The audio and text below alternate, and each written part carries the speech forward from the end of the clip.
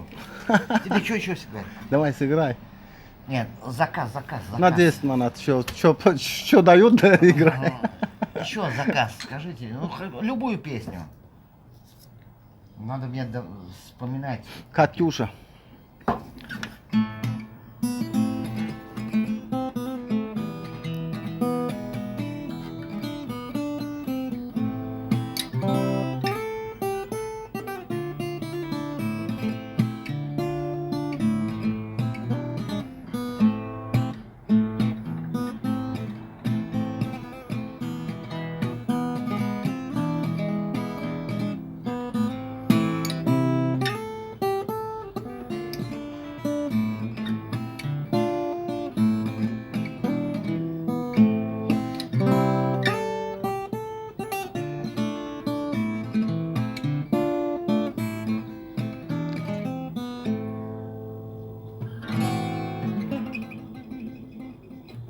Ай, молодец.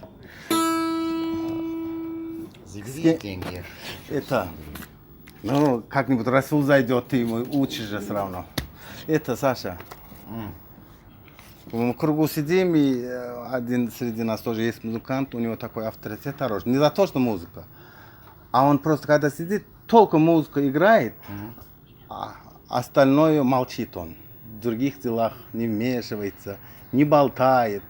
Он только, когда свое время проходит, он играет от души, и у него авторитет очень хороший. Ну, правильно, если он мастер в своем деле, почему нет? Да, и он вот приятно с ним сидит. Он в других делах вообще молчит, спокойно сидит, да, вот он не болтает, не базар, не спорит.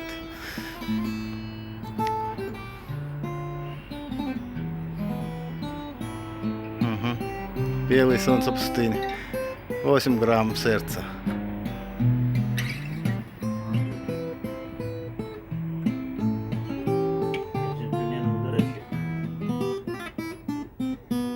Ну, молодцы вы специалисты. Это «Постой, паровоз». Ну, а в каком фильме он идет? «Постой, паровоз» с операцией. Да. Ну, А, те же джентльмен- пацаны. Те же джентль- пацаны. Джентльмены, вот она.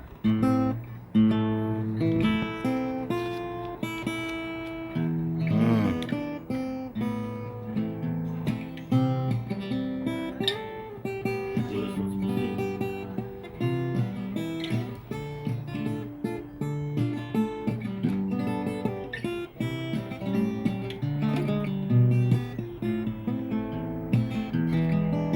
Олег, может, ты споешь?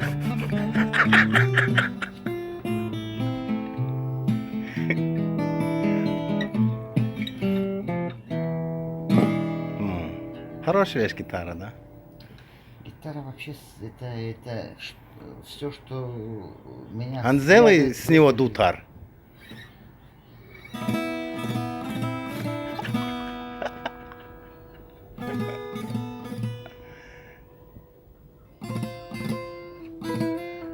Ой, блин.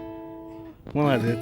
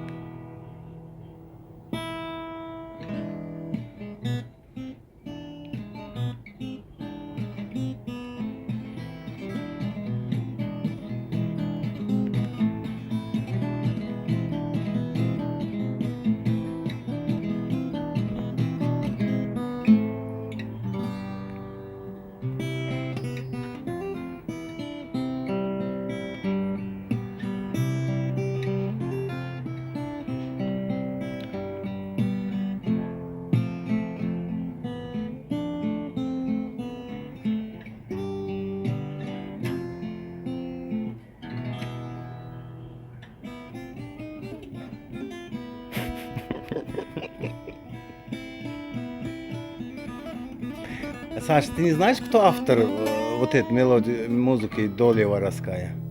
Высоцкий. Да ладно. Я раньше искал, думаю, кто это написал. Потом я послушал. Офигеть. Это было... Я думал, армяне. Нет, это было 60-е годы, Губанов, Это министр культуры был в Российской Федерации. Это в 90-е годы. И он спел куплеты. Вся разница, знаешь, в чем? Когда играешь, вот.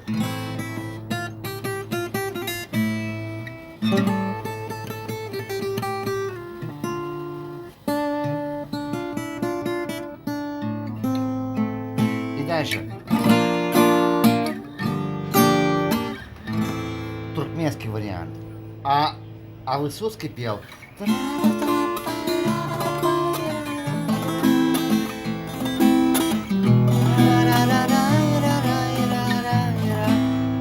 Упрощенный русский вариант. Мгм. А на самом деле первые куплеты именно пел Высоцкий. Это Офигеть. где-то 67-66 год. Я тоже раньше интересовался, кто же придумал. Мгм. Армяне нет. Давай сыграй его.